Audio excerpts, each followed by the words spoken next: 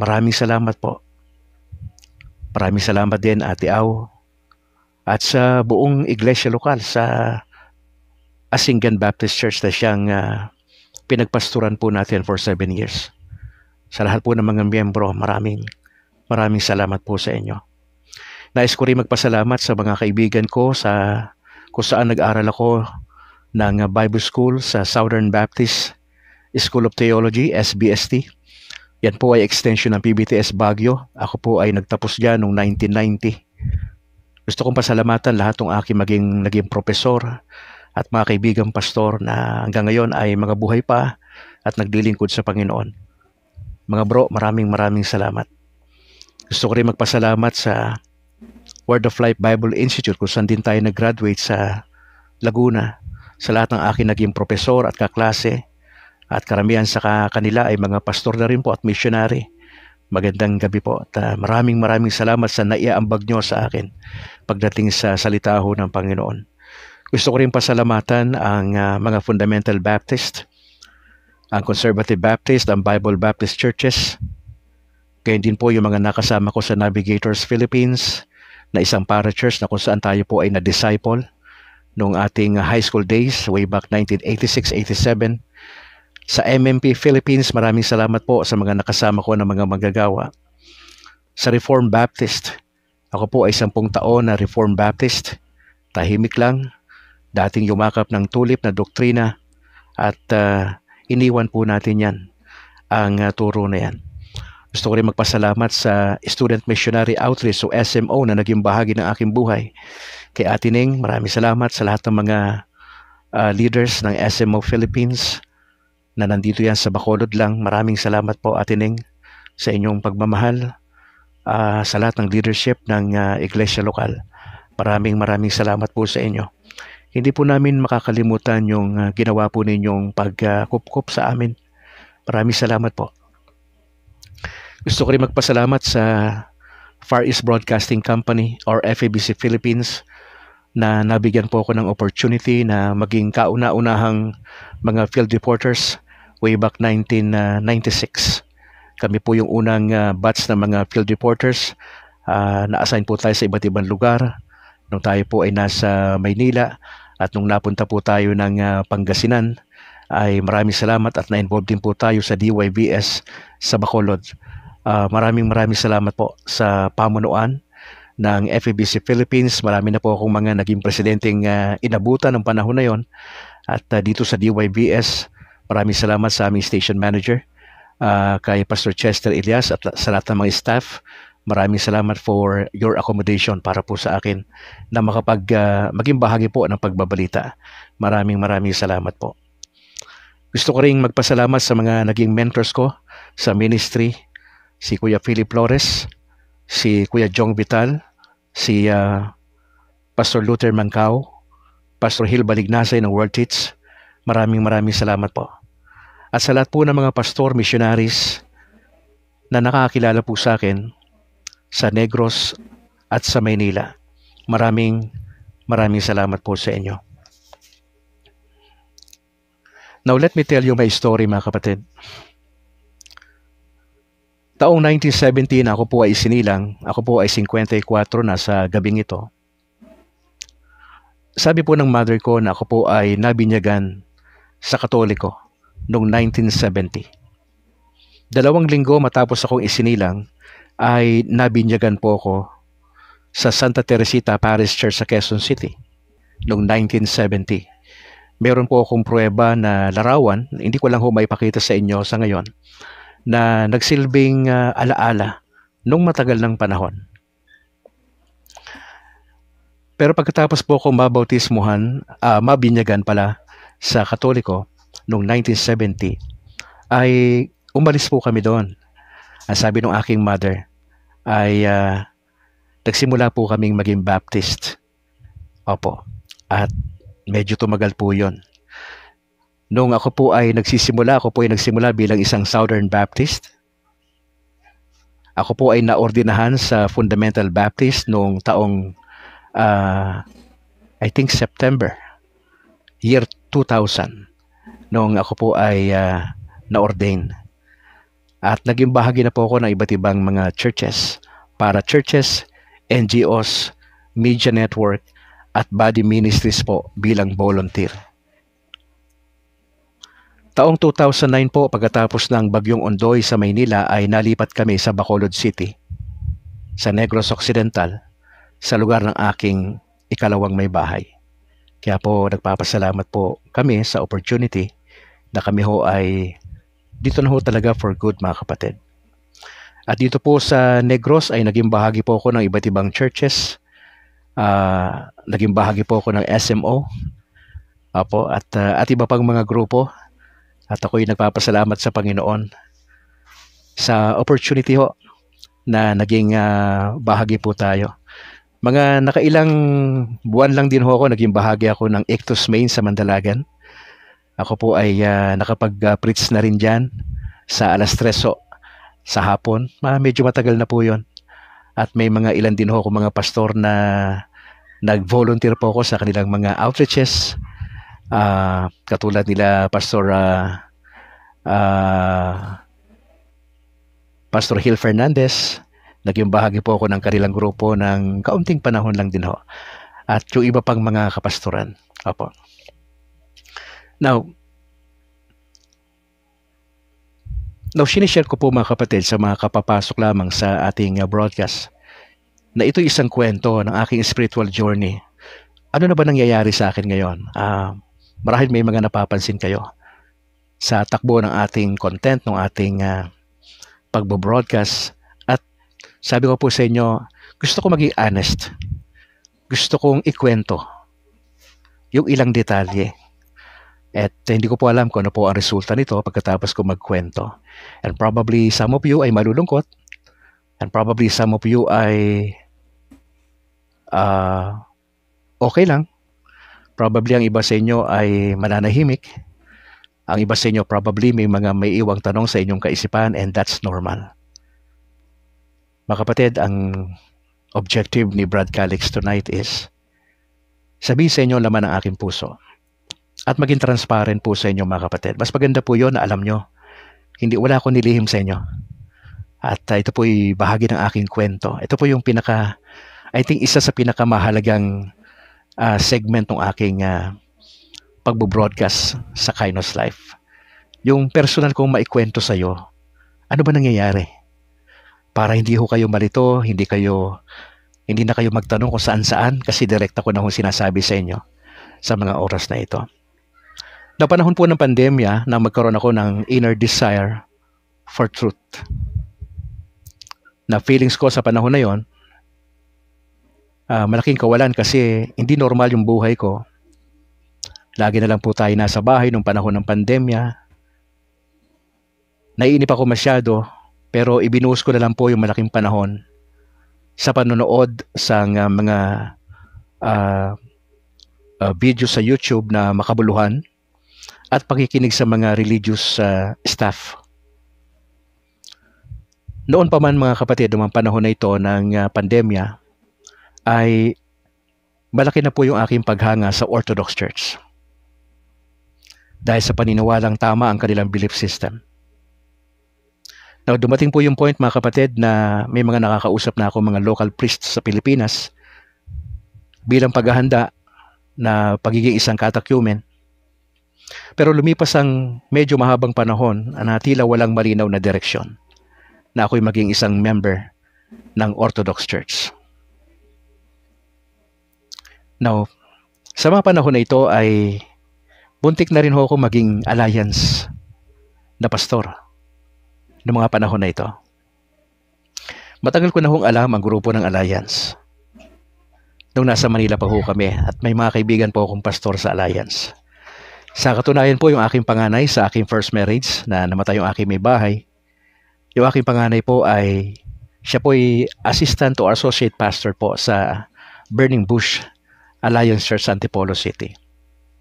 Nag-aral po siya sa Alliance Graduate School, yung aking panganay. At alam po ba ninyo na natapos ko rin ang 6 months probationary period ko sa Alliance dito sa Negros. Nagpipreach na po ako sa ilang mga churches. Pero marami po kaming kinukonsider kung kami ay tutuloy ba sa Alliance Church. Pero mga kapatid, may mga pangyayaring di inaasahan. May 4 na bagay na nangyari po noong mga panahon na yon. Una, ang misis ko po ay na-diagnose na meron po siyang stage 3 colon cancer. At hanggang ngayon po, yun po yung pinaglalabanan niya. Wala po kaming sabihin na ito pwedeng masandalan, talagang kumapit ng todo maliban sa Panginoong Hesus. Kami po ay nagdadasal ng milagro para sa aking may bahay. At nagpapasalamat po kami sa mga taong tumutulong, mga taong nagdadasal, mga taong may malasakit po sa aking may bahay. Pangalawa, yung aming sinimulang pioneering work sa isang subdivision sa Bacolod ay hindi po siya nagmaterialize. Pangatlo, wala po akong malinaw na identity bilang isang pastor. Sapagkat I've been to different denominations, I've been to different churches, pero hindi ako tumatagal eh. Kasi naghahanap po ako kung saan ako swak. Yung aking personality, yung values, etc. Kaya marami akong naikutan ng mga grupo. Pero salamat sa Panginoon sapagkat ginamit niya yon para makita ko at maging maliwanag yung gagawin kong direksyon ng magiging desisyon ko sa buhay. Ika-4 po, mula po sa Bago City kami po ay nalipat ng matitirhan dito balik po kami sa Sumag. Gawa nga po ng karamdaman ng aking may bahay. Pero po sa kabila ng mga bagay po na ito ay patuloy pa rin po kami naglilingkod sa Panginoon. Narito pong ilan sa mga naging ministry ko sa Body of Christ. Ako po ay matagal ng reporter ng Far East Broadcasting Company. Ako po ay nagsimulang maging bahagi ng FEBC Philippines nung ako'y nasa Maynila pa. Noong 1996, kami po yung first batch na mga volunteer field reporters. Wala po akong sweldo. Ginagamit ko lang po yung aking talento sa pag-broadcast, paggawa ng balita. Now, I was trained by Far East Broadcasting Company how to do news. Opo. Kaya po maraming salamat sa lahat ng mga mahuhusay na reporters ng Far East Broadcasting Company. At naging bahagi nga rin po kung napunta kami dito sa Negros ng DYVS Bacolod. Maraming salamat po sa kanila. Ako po ay naging host ng Kainos Life Gospel Broadcast sa Facebook. At ako rin po yung founder ng Pray Tayo Global Ministry na 3 taon na po ito. Ang Kainos po ay 4 na taon na. Nagsimula po yan October 20, taong 2020. At halos magkasunod lang. Yung Pray Tayo Global Ministry online ay 3 taon na po ito. Isa rin po ako sa mga facilitators ng World Teach Philippines online. Naging bahagi rin po ako ng Bago City PNP station bilang life coach. Ako po ay naging pulpit supply sa 2 churches sa Talisay at Bacolod. At nakapagsimula rin po ako ng gawain sa araw, isang maliit na home Bible study.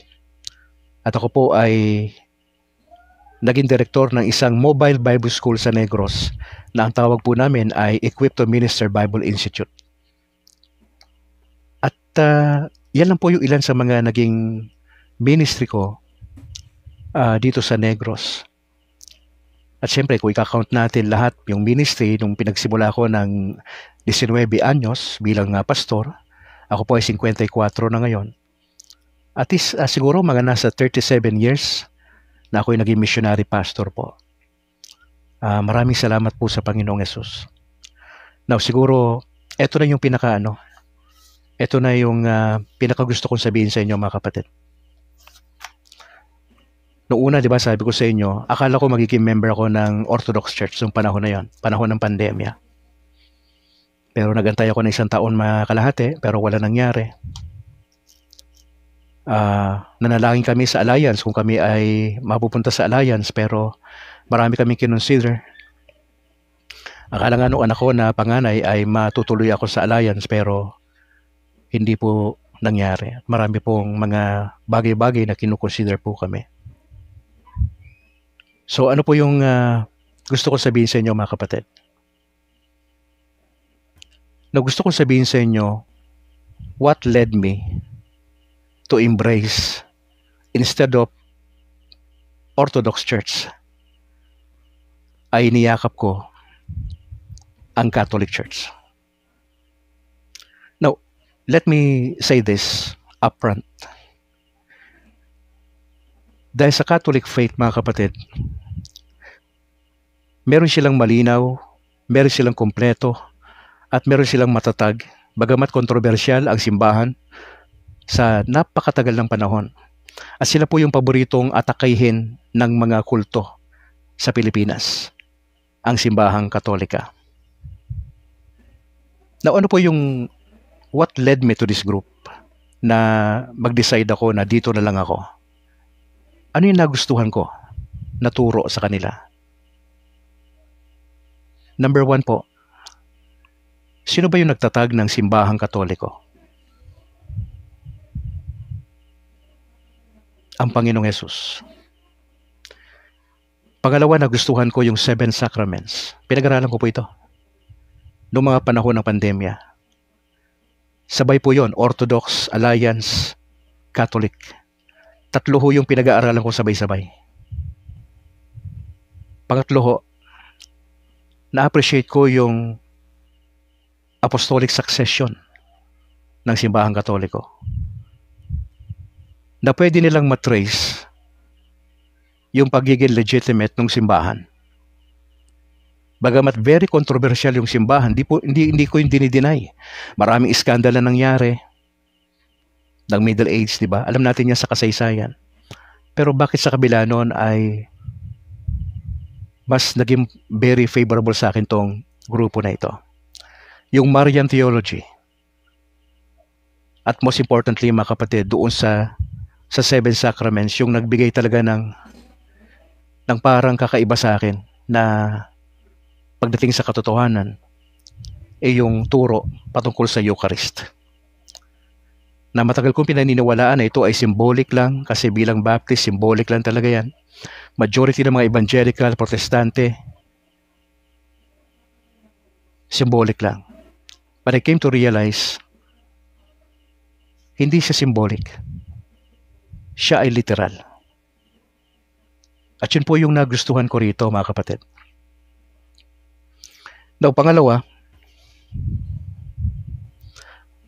nagustuhan ko yung simbahang Katoliko sapagkat pagdating po sa pagpapaliwanag patungkol sa Biblia, meron pong iisang paliwanag. Hindi po katulad ng Protestante at Evangelical. Sa Baptist na lang ho, ang isang talata, ang isang passage, ang isang pericope ay napakaraming paliwanag. Kaya kung ikaw isang estudyante ng salita ng Diyos, kung merong 10 Bible School na Baptist sa Pilipinas, malaki ang tsansa na merong 10 iba't ibang pagpapaliwanag sa partikular na text sa Bible. Pero sa Katoliko, iisa lang ho yung paliwanag. Dahil po doon sa magisterium. Ito yung grupo ng mga bishops, itong College of Bishops, kasama ho yung Pope, sila ho yung nag-aaral ho noon. Kaya ho ang pare, wala na ho siyang ibang gagawing pag-aaral pa sapagkat tapos na yung interpretation. Wala na siyang private interpretation doon. Kung ano yung turo ng simbahan, ibinababa na lang ho yun ng bishop sa mga local priest at yung mga pristo ay mapapansin nyo, iisa lang ho yung mensahe po yan sa buong Pilipinas and worldwide. Iisa lang ho. Yung homily nila sa isang Sunday, pare-parehas po yun. Nagkakaiba lang yun sa pagpapaliwanag, siyempre, sa mga illustration. At yun po yung nagustuhan ko. Walang masyadong magulong pagpapaliwanag. Isang pagpapaliwanag lang dahil sa magisterium. Pangatlo, what led me to join the Catholic Church?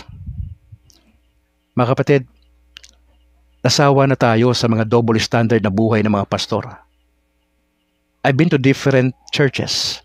Nakapag-observe tayo ng mga pastor na may mga pastor na nagpapasaway sa ministry. Double standard ang buhay. Hindi na ako magbabanggit ng pangalan. Hindi na mahalaga yon. Ang mahalaga lang na obserbahan ko ang buhay ng mga pastor. Yung mga nakasama ko sa ministry. Ang ilan sa kanila seryoso, pero may mga manggagawa ho ng Panginoon Diyos na pera-pera ho ang nasa utak. Ipagpapalit ang ministry dahil sa pera. Mangangaral po sa pulpito pero double standard po ang buhay. Hindi po honest. Nagwawaldas po ng pera, nagnanakaw ng pera ng simbahan. Nabubuhay sa immorality. Hindi na natin kailangan magbanggit ang pangalan dito. Yan po yung realidad, mga kapatid. Sabi ko, well, ang Catholic Church, hindi sila perfect. Napakaraming scandal din ho ng mga naging Pope. Pero bakit mas pinili ni Brad Calix yan kumpara sa ibang mga evangelical churches? Ika-4 na dahilan kung bakit mas kinatigan ko ang simbahang Katolika. Dahil sa Protestante, sa Evangelical, patuloy po na nagsisiraan. Hindi magkasundo. Nag-aaway lagi. Nag-aaway sa doktrina. Wala pong respeto ang pastor sa kapwa-pastor. Masyadong mayayabang. Yung mga maliliit na pastor, kawawa. Yung mga hindi nakapag-aral ng formal sa theology, hindi masyadong pinapansin. Pinag-uusapan yung mga pastor na mga nalaglag sa imoralidad. Mga pastor na chismoso. Imbis na manalangin, tulungan yung kapatid na nagkamali, alalayan, numero 1 mga chismoso itong mga pastor na to. Hindi ko kailangan magbanggit ng pangalan. Kilala nila ang mga sarili nila. At yun po yung aking obserbasyon bilang isang manggagawa. Pagkakanya-kanya po ng bawat denominations. Alam po ba ninyo na ayon po sa datos, nasa 45,000 plus in counting ang dami ng religion, sekta at denominations worldwide. 45,000. Now, ano ang dahilan? Bakit dumadami ang denominations? Bakit may kanya-kanyang sekta? Nagkakanya-kanya po eh. Sakim sa kapangyarihan. Ayaw magpakumbaba. Kaya pag umalis sa isang grupo, gagawa ng isang grupo, paparehistro sa sect, siya yung founder ng sekta na yon. Napakagulo natin sa Pilipinas. Now, ang ilan pa ho sa naging dahilan that led me to join the Catholic Church. Dahil ako po yung nag-iimbestiga, nag-aaral, tinitignan natin, nagtatanong tayo. May nakita po akong mga video sa YouTube na mga pastor na na-convert mula sa pagiging isang sikat na theologian, pastor sa US. Si Scott Hahn po na dating Presbyterian na theologian. 1986, he decided to join the Catholic Church. At marami pang pastor na kilala sa US na iniwan ang kanilang denomination sapagkat para sa kanila, etong simbahan ng Katoliko ang tama. At dito sa Pilipinas, mga kapatid, may nakita ako na pastor sa Cebu na ang pangalan ay Noe Dora. Ang kauna-unahang pastor na na-convert sa Catholicism. At nung sinusundan ko yung kanyang videos, to date, nasa 300 plus na ho yung mga pastor na nakasama niya sa simbahang Katoliko. Ibig sabihin, binitawan nila yung mga sekta nila at nag-join kay Brother Noe Dora ngayon. Ano pa yung napansin natin? Walang humpay na paghatol ng bawat pastor at denominasyon sa bawat isa. Kanya-kanyang siraan. Pamumulitika. Pagod na ho ako sa ganyang klase. Matagal na tayo sa ministry. Marami na tayo na obserbahan, mga kapatid. Na gusto ko sabihin, mga kapatid, ang desisyon ko na maging bahagi ng Catholic Church ay pawang personal journey. Hindi po ako bunga ng debate. Hindi rin po ako nabayaran ng malaking halaga o napangakuan ng diocese sa Bacolod ng posisyon para lumipat. Hindi ho. Ito po ay bunga ng pananalangin, pag-iimbestiga, at pag-aantay. Etong buwan ng June, itong taon, nagpasya akong itigil na ho yung aking ginagawa. Tumigil na po ako sa pagbabalita sa DYBS. Tumigil na po ako mag-preach sa 2 churches na nagsisilbi akong pulpit supply. Kasi kinakailangan ko mag-decide. At hindi po pwedeng dalawa ang mukha ko. Alam ko maraming maapektuhan, marami akong mga kaibigang pastor na magtatanong o nagtatanong na in the process, magtataka. Kaya ho, nagpapasalamat lang ako sa Lord sa ganitong opportunity ho, na maging open po sa inyo, mga kapatid. Anong nangyari? Pagkatapos kong tumigil ng June, July po ay nagdesisyon na po akong kausapin. Nagpasyal ako sa isang Catholic bookstore sa downtown at nakausap ko po ang isang madre na si Sister Mercy. Sabi ko sa kanya, I'd like to talk to a priest. Sabi niya, walang available na pari ngayon dito. Bumibisita lang kasi sila, madali lang. Tapos I remember habang nandun ako sa bookstore, may tinawagan po siya. At tinawagan niya po ang isang pari po sa diocese ng Bacolod na si Father Dominic Diramas. Sa madaling salita, nagpunta ako doon at nagkausap kami tungkol sa magiging desisyon ko. Nagkwentuhan kami, eventually nakausap ko rin yung bishop na si Bishop Patricio Buson tungkol sa akin. Nakausap ko rin yung aming parish priest dito sa Sumag, San Juan Nepomuceno. At matapos kaming mag-usap ay niregaluhan niya ako ng rosaryo at mga aklat. Na buwan ng Agosto, mga kapatid, nagsimula ako magsimba sa Katoliko dyan sa Sumag. August 1st Sunday, to be exact. Yun yung aking hayagang pagdalo sa simbahang Katoliko. Noong mga panahon na yun, sabi ko, palagi ko may makakita sa akin dito. And true enough, may mga nakakita sa akin doon. At nung ako'y naandun na sa loob, yung mga kapitbahay namin, ay nakita nila ako doon. Yung iba sa kanila. And probably, hindi naman nila ako kinakausap, pero probably nagtatanong-tanong na sila, ba't ako nandun bilang pastor? Now, dahil po sa ito na talaga yung direction ko, mga kapatid. Nagdadasal po talaga ako sa Diyos Ama sa desisyon ko na ito. Tama ba to? Aatras pa ba ako? Pero hindi ho. Hindi po. Walang pag-atras na mangyayari. Dire-diretso na po. At sabi ko nga po sa inyo, 1970, ako po ay nabinyagan 1970 sa Catholic Church sa Quezon City, according sa aking mother. May picture na pinakita sa akin. So ang nangyari po, kaming dalawa ni Mrs. Kasi Mrs. ko dati talagang Katoliko yan at napunta lang sa isang denomination din. October 12 to be exact, nagpunta kami ni Mrs. sa isang Catholic Church at ginawa po namin yung aming confession sa isang pare. First time in my life na humarap ako sa pare at nag-confess ako ng aking mga kasalanan. Nangyari po yan ng October 12.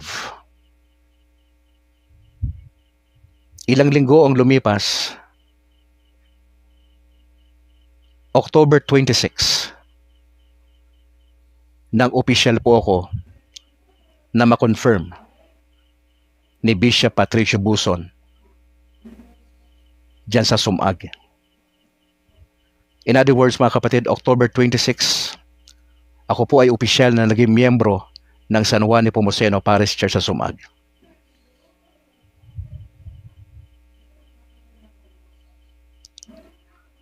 Now, what's going on? What's going on? Mga kapatid, ako po ay dumaan na sa iba't ibang mga pagsasanay. Katatapos ko lang po ng training bilang isang Catholic Faith Defender. Isa na po akong miyembro ng CFD dito sa Bacolod. Ako po ay nag-ongoing po ng pag-aaral bilang isang katekista dito po sa Sacred Heart Seminary. At ako po ay tumutulong sa pagbibigay ng spiritual formation o recollection sa mga estudyante. Doon po sa Himamaylan, nagawa po namin yon. Now, in short, para saan to? Bakit merong ganito? Mga kapatid, katulad ng sinabi ko sa mga nakalipas na broadcast, I'd like to be honest with you. What's going on? Hindi po pwedeng dalawa ang mukha ko. Ang sabi ko po sa inyo, may magagalit, may magtatanong, may magtataka. Baka merong iba pang mga ibang reaksyon, and that would be fine. Ang magiging trato ko po sa inyo, parehas lang. Wala akong pagbabago ron. Ang hindi ko na sagot, ano ang reaksyon nyo after this? Hindi ko po alam. I just submit myself to God, pangalawa sa inyo, with humility and love and with respect. Sinasabi ko po ito sa inyo para wala na hong lumabas na mga chismis pa kung saan-saan.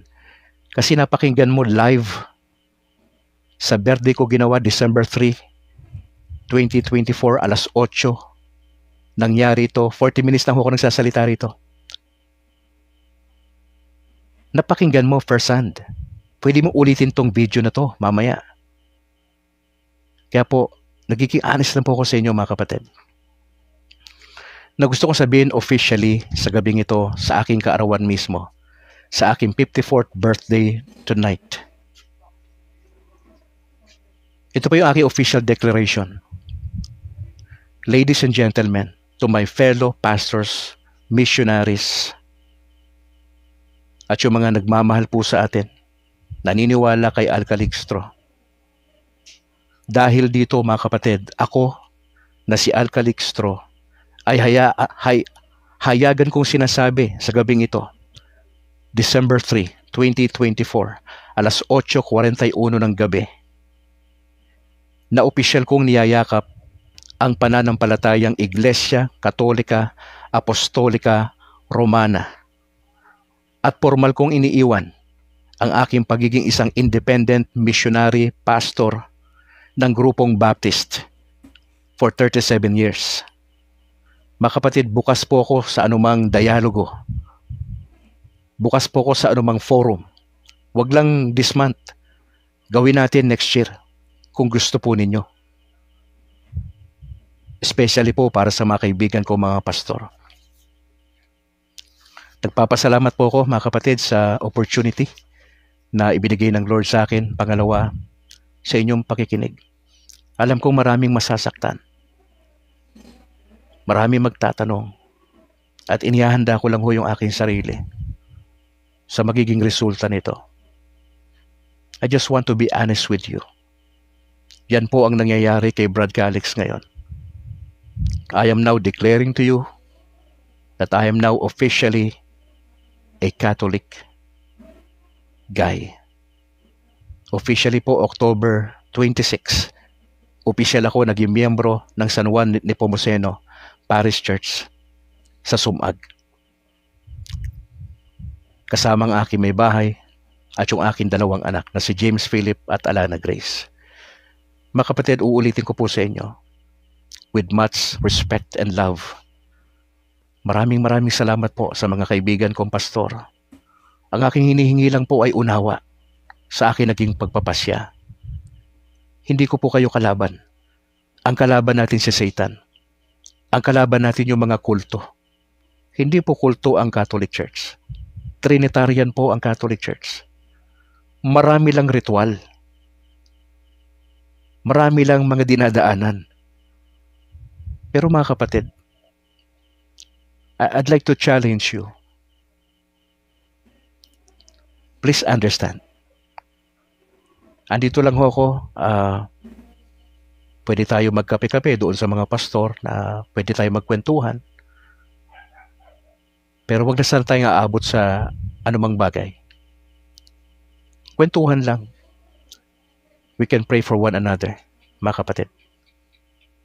At maraming salamat po sa inyo. I hope na simula ho sa gabing ito at sa mga following broadcasts, again, it's up to you, mga kapatid. Kung magtutuloy kayo sa Kindness Life, it's up to you. Nasa inyo po ang pagpapasya. I'm just declaring kung ano yung nasa puso ko, mga kapatid. Gusto ko lang maging honest sa inyo. Para hindi na ho kayo nagtatanong-tanong pa kung saan-saan. Pwede kayong dumirekta sa akin, mga kapatid. Pwede tayong magkape-kape, mag-usap tayo. Pwede tayong mag-video call, mga kapatid. Kaya maraming salamat po. At gusto ko lang pasalamatan yung aking parish priest, si Father Luan, si Reverend Father Luan, dyan sa San Juan Nepomuceno. Father, magandang gabi ho. Ganon din kay Father Robert. At sa lahat ng mga tropa natin sa Catholic Faith Defenders sa Diocese ng Bacolod, sa Granada, sa Kabangkalan at sa Talok. Maraming salamat po sa inyo. Mga kapatid, that's all for tonight. I just want to thank you. Maraming salamat po at salamat sa unawa sa mga fellow pastors. Andito lang ako. Kung gusto nyo ng open forum dialogue, let's do it next year. Yun po yung aking gagawin. Para po sa mga kaibigan natin na open po sa ganitong pag-uusap. Ito po ay ito po ay friendly to kung nais po ninyo. Next year po natin gawin, probably by March, para merong mahaba-haba yung ating preparations. Opo.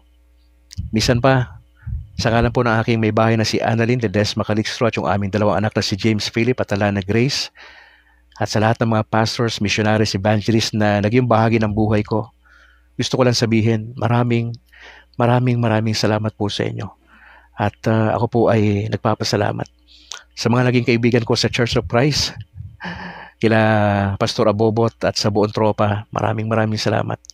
At salamat sa naging sa ating sharing.